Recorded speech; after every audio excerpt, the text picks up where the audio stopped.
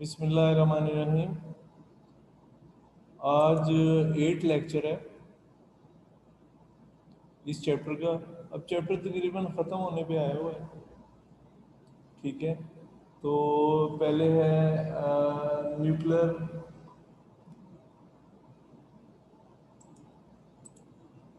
Fission. पहले fission पढ़ा है, अब फिजन है।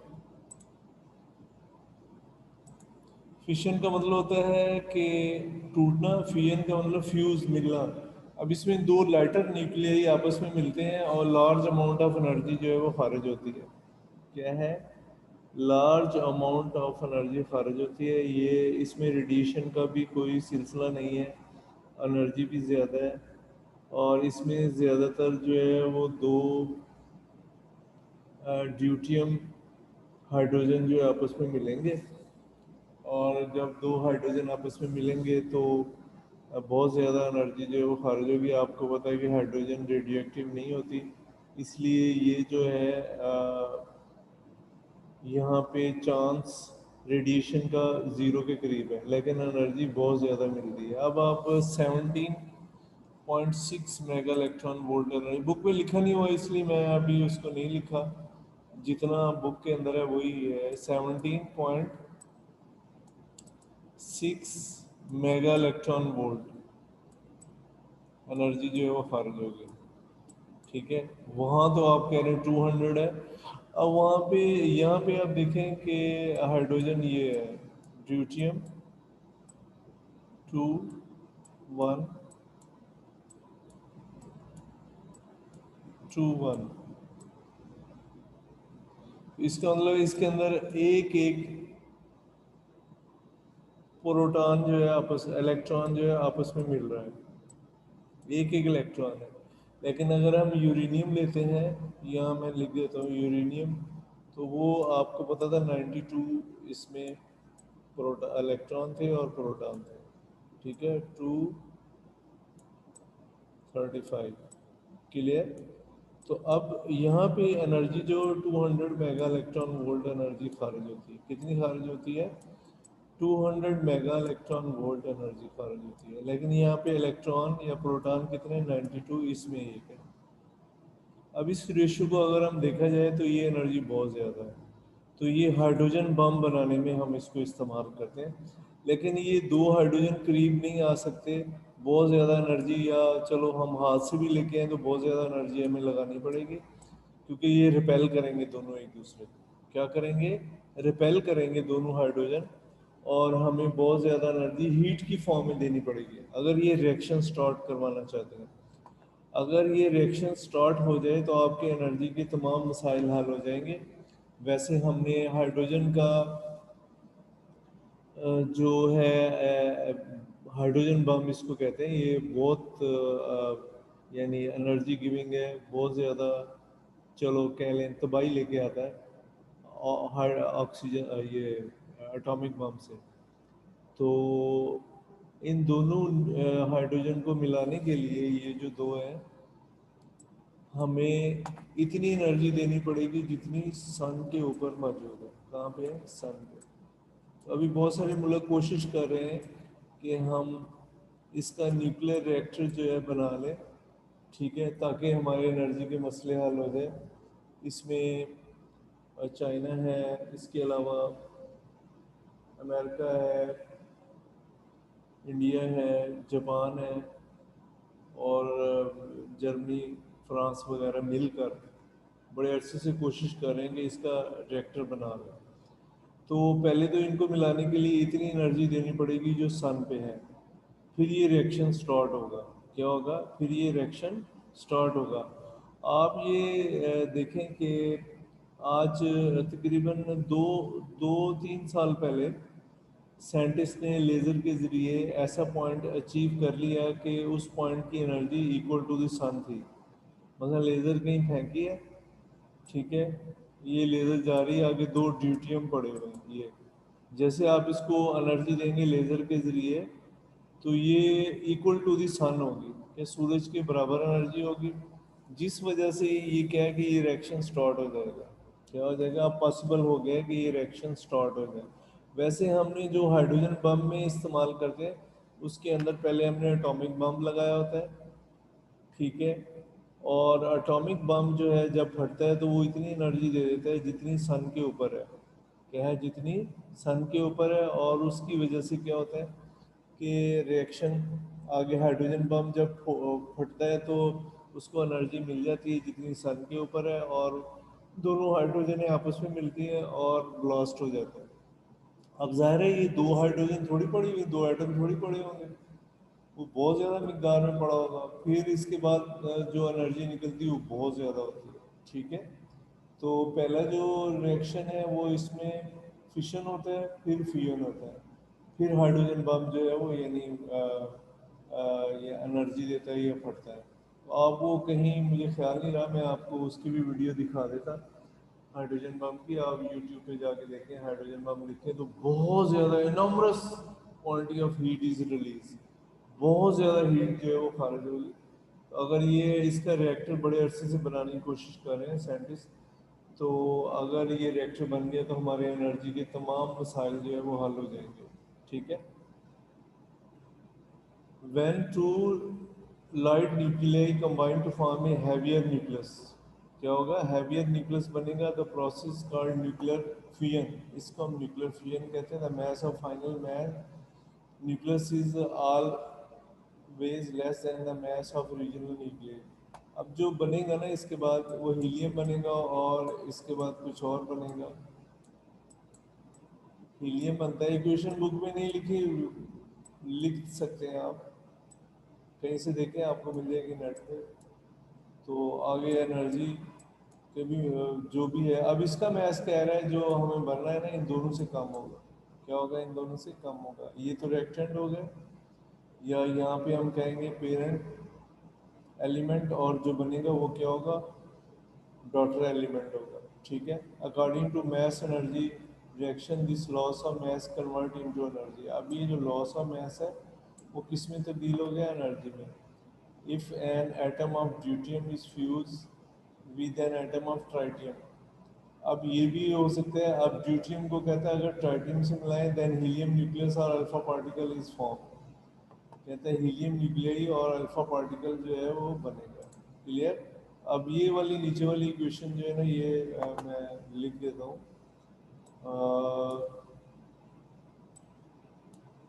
ड्यूटियम किससे मिलेगा, ट्राइटियम से,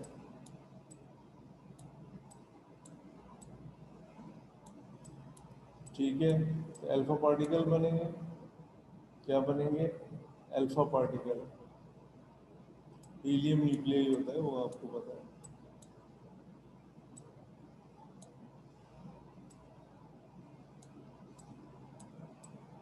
और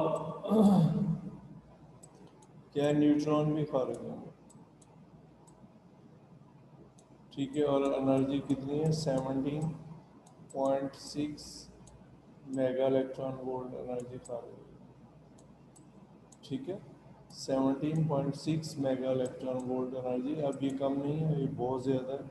अगर हम इसको जो पिछला हमने फिशन पढ़ा है उससे कंपेयर करें, क्योंकि यहाँ पे हाइड्रोजन में एक इलेक्ट्रॉन टेक पार्ट कर रहा है, और वहाँ पे तो 92 इलेक्ट्रॉन, यानी वो हैवियर है, ये लाइट है, ठीक है, clear.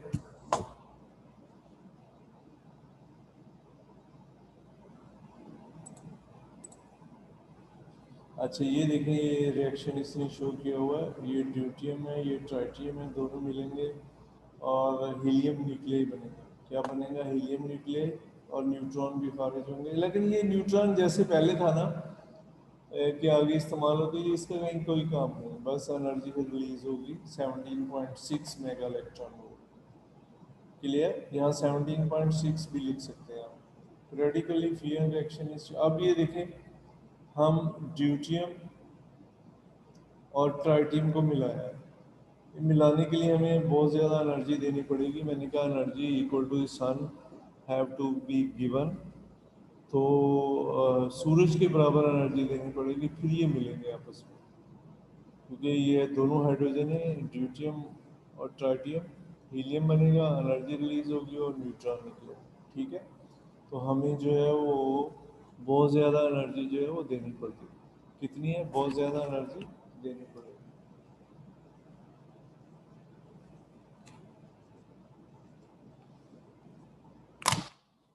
Clear?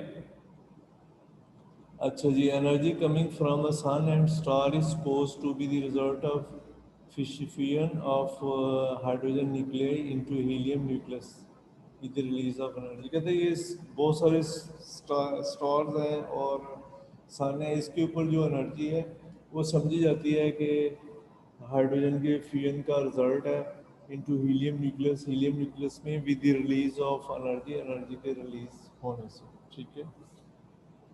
The temperature at the center of the sun is nearly 20 million Kelvin. सूरज के दरमियान में जो टेम्परेचर है 20 मिलियन केल्विन होता है, विच मेक द फियन फेवरेबल। यानी पॉसिबल भी लिख सकते हैं यहाँ पे कि फियन जो है वो पॉसिबल हो जाता है। वहाँ पे तो हर वक्त यही ब्लास्ट फियन की ब्लास्ट होते रहते हैं हाइड्रोजन के। आवाज़ हम तक इसलिए नहीं पहुँचती कि वो दरमियान में स्पेस है, इसलिए वो जो ब्लास्ट की आवाज़ हम तक नहीं आती। अगर वो ब्लास्ट की एक ही आवाज़ आ जाए तो मैं समझता हूँ कि ज़मीन पे खैर ना हो। ठीक है। अच्छा जी, according to this reaction 4 hydrogen nuclear fuse together to form a helium nucleus. अभी ये दो तीन स्टाइल की रिएक्शन है, तो इसमें कहते हैं 4 हाइड्रोजन न्यूक्लियर मिलेंगे और हीलियम न्यूक्लियस बनेगा along with 25.7 mega electron volt energy. 25.7 mega electron volt energy भी खारिज होगी। ठीक है, वो जो मैंने कहा वो भी ठीक है, ये भी सही है। ठीक है, क्योंकि वो ट्राइटियम से ही आम हाइड्रोजन से इन्होंने किया हुआ 4 हाइड्रोजन एटम। ठीक है, क्लियर? तो ये भी ठीक है, जो मैंने लिखा था 17.6 मेगा इलेक्ट्रॉन वोल्ट वो भी सही है।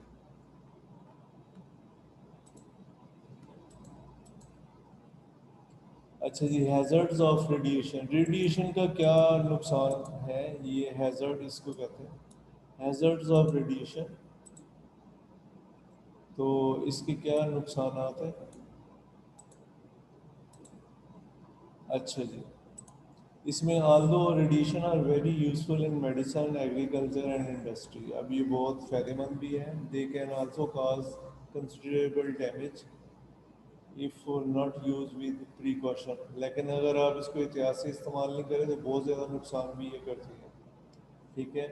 Radioactive nuclear material are now widely use in nuclear power plant. अब रेडियोएक्टिव मटेरियल जो है जैसे यूरेनियम है, प्लूटोनियम है, ये बहुत ज़्यादा मकदार में हम इस्तेमाल करते हैं न्यूक्लियर पावर प्लांट में। न्यूक्लियर पावर सबमरीन में भी इस्तेमाल होता है। आप दो जो है इंटर कॉन्टिनेंटल ब्रस्टिंग मिसाइल, वहाँ पे भी हम इस्तेमाल करते हैं, जो एक यानी बड़े आज़म से दूसरे बड़े आज़म जाते हैं वहाँ, उसमें भी हम इस्तेमाल करते हैं। Some of the harmful effect on human being due to the large doses. मतलब ये कहते हैं इसका हार्मफुल इफेक्ट लार्ज डोजेस पे or prolong small doses of radiation are. कहते हैं अगर कम भी डोज दी जाए बड़े अरसे तक, प्रोलॉन्ग का मतलब बड़े अरसे तक कम भी रेडिएशन दी जाए या ज़्यादा रेडिएशन दी जाए, रेडिएशन बर्न्स, रेडिएशन क्या करती हैं? जलाती हैं, mainly due to beta and gamma radiation. Beta और गैमा रेडिएशन की वजह से विच में cause redness and sores on the skin. जिससे क्या होता है, स्किन पे सुर्ख धब्बे बन जाते हैं और निशान बन जाते हैं स्किन के ऊपर। स्टीरिलिटी, इनएबिलिटी टू प्रोड्यूस चिल्ड्रन, यानी बांझपन पैदा होता है औरतों में भी मर्दों में भी। यानी ये अपने बच्चे नहीं पैदा कर सकेंगे अगर रेडिएशन गुजर जाती है। ठीक है। Genetic mutation in both in plant, human और प्लांट में क्या है कि जेनेटिक म्यूटेशन हो जाती है। बायोलॉजी में म्यूटेशन आपको शायद पता होगा कि ये जीन में तब्दीली आती है और जिसकी वजह से जो है वो बाज़ जीन जो है वो ख़त्म हो जाते हैं और बच्चे जो है वो लूले लंगड़े पैदा होते हैं। यानी वो उनकी जो है कोई ना कोई चीज़ जो है वो कम होती है या डिफेक्टेड होती है, वो इसको कहते हैं जेनेटिक म्यूटेशन हो गई है। जब वो बच्चा जो है वो माँ के पेट में बन रहा था, तो उसमें क्या है कि कंप्लीट नहीं बनेगा, ठीक है, वो ड्यू टू रेडिएशन की वजह से होता है। Some children are born with serious deformities, ठीक है, और कहते हैं बाज़ बच्चे जो है वो सीरियस डिफॉर्मिटीज़ का शिकार हो जाते हैं, यानी कमी का शिकार हो जाते हैं किसी न किसी चीज़ की। अच्छा, लिकोमिया, लिकोमिया कैंसर ऑफ ब्लड सेल, ये लिकोमिया जो है वो ब्लड सेल की बीमारी है, ये भी पैदा हो सकती है। ब्लाइंडनेस और formation of cataract in the eyes, अंधापन पैदा होता है या कोई झिल्ली जो आँख के अंदर बन सकती है। During the nuclear accident at Chernobyl, Russia, the explosion of nuclear reactor melted throughout a few meter thick concrete housing, ठीक है। अब वो आपको शायद पता नहीं है, इसने यहाँ जिक्र किया है, तो तकरीबन 25 साल पहले ना, मुझे याद है, ये 20 साल पहले, बल्कि मेरे ख्याल है 25 साल पहले, कि वो एक रशिया का प्लांट था चेर्नोबिल, वो फट गया, कंट्रोल नहीं हुआ उसमें, हीट वगैरह वो सारा तबाह हो गया, शहर पूरा तबाह हो गया, किसी को नहीं, रशिया ने बताया। लेकिन तकरीबन जो ग्रीनलैंड है, तकरीबन मेरे ख्याल है कि 3000 किलोमीटर दूर है उधर ऊपर, ब्रिटिश से आ गया है, तो वहाँ पे इसकी रेडिएशन को जो क्या किया, डिटेक्ट किया गया बच्चों के दूध में, ये जो बच्चों को फीडर से पिलाते हैं, तो उसमें क्या किया, डिटेक्ट की गई रेडिएशन। तो उन्होंने फिर वो कहाँ कहाँ से आ रही है ये चेक किया, तो ये पता चला रशिया से आ रही है। कहाँ से आ रही है, रशिया से। तो उन्होंने फिर इसको क्या किया कि उनसे पूछा, तो फिर पता चला कोई 3-4 साल के बाद कि ये चेर्नोबिल एटॉमिक रिएक्टर जो है इनका फट गया था, तो उस वजह से वहाँ पे रेडिएशन वहाँ से आ रही है। अच्छा, अब तकरीबन 20 साल नहीं, 25 साल तो हो गए इसको। तो अभी मैंने कोई वीडियो अचानक सामने आई यूट्यूब पे, वो मैंने देखा, तो वहाँ पे कोई लोग जाके ना, उन्होंने जैसे ये ब्लॉग वीलॉग बनाते हैं, तो कोई बना के शहर का बता रहा था भी क्या है, बिल्कुल हर चीज़ जुड़ी हुई थी वहाँ पे, कोई लोग नहीं थे, या थे वो मर गए थे, और जैसे जिन्नों का बसेरा होता है ना, तो इस तरह लग रहा था वो शहर। आप भी वहाँ नेट पे जाएं, तो अगर चेर्नोबिल लिखें तो कोई ना कोई आएगी वीडियो, ठीक है। तो ये जो है वो यानी एक्सीडेंट बड़े ख़तरनाक होते हैं, इसलिए बड़ी केयर करनी पड़ती है ये इनको, यानी कि जो जहाँ पे एटॉमिक रिएक्टर वगैरह लगाते हैं, वहाँ बड़ी मोटी मोटी दीवारें की रेडिएशन जो है वो निकल ना जाए, और बड़ी प्रिकॉशनरी मेजरमेंट जो लोग वहाँ काम करते हैं उनकी सेहत का भी ख्याल रखा जाता है कि वो उनमें रेडिएशन गुजर ना जाए, ठीक है। अच्छा, this causes a massive destruction of local community, यानी बहुत सारे लोग मर गए, एंड आल्सो कंटेमिनेटेड वेजिटेशन, जो सब्जी हैं उनके अंदर भी रेडिएशन आ गई। कंटेमिनेटेड का मतलब होता है भर जाना, ठीक है। कंटेमिनेटेड फूड का मतलब जरासीम मोलक नहीं है, जरासीम नहीं जी, यहाँ हम लिखें इसको लेंगे कंटेमिनेटेड वेजिटेशन, यानी सब्जियों के अंदर रेडिएशन बहुत ज़्यादा आ गया। And liver stock, liver stock आपको लाइव स्टॉक, सॉरी, ये जो हम जानवर वगैरह पालते हैं देहातों में या घरों में, उनको हम लाइव स्टॉक कहते हैं। In the large surrounding area, इर्द गिर्द बहुत बड़े एरिया में, यानी वहाँ बड़ी तबाही आई थी, तो वो फिर लोग जो है जो बच गए वो शहर छोड़ के वहाँ से चले गए थे, तो आजकल अभी भी आबाद नहीं हुआ ये शहर। Million of dollar was lost as the contaminated vegetation and livestock had to be destroyed. अब वो बहुत सारे ज़ाहिर है पैसे बर्बाद होंगे कि सब्जियां और जानवरों को फिर ख़त्म कर दिया गया, मार दिया गया, तो उनमें रेडिएशन थी, जिनमें नहीं होगी वो भी साथ ही जाएंगे फिर उस एरिया में, ठीक है। सेफ्टी प्रिकॉशन, हमें एहतियाती तदाबीर क्या करनी है। The source should be handled with tongs and forceps, वो चोंटी नहीं होती, कहते हैं उसके ज़रिए से हमें कोई सोर्स है उसको पकड़ना चाहिए, और इसका रुख अपनी तरफ नहीं रखना चाहिए, ठीक है। User should use rubber gloves and hands should be washed carefully after the experiment. अब ज़ाहिर है बड़ी क्लास में आप जाएंगे तो आप उसको डील करेंगे रेडियो एक्टिव मटेरियल को, तो कहते हैं ग्लव्स पहनने चाहिए, उसको हाथ को अच्छे तरीके से धोना चाहिए बाद में। रेडिएशन जो है वो, ताकि अगर कोई आप में गुजर ना जाए, अगर गुजर गई है तो ख़त्म हो जाए। ठीक है। All radio active source should be stored in a thick lead container. वो एक छोटे छोटे वो हमने बॉक्स बनाए होते हैं लेड के, तो उसके अंदर रेडियो एक्टिव एलिमेंट जो है वो रखते हैं। ठीक है। उसमें कहता रखना चाहिए, लेड में से नहीं गुजर सकती ना रेडिएशन।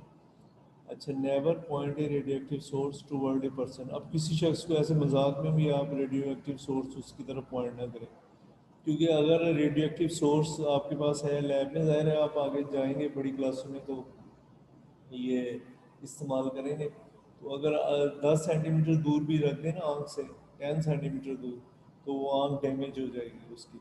इसलिए कभी भी मजाक में भी, जैसे वो हम कोई पिस्टल या कोई और चीज़ ऐसे मजाक में करते हैं, इस्लाम ने उसको भी मना किया है, तलवार से भी मना किया है, किसी को मजाक ना करें।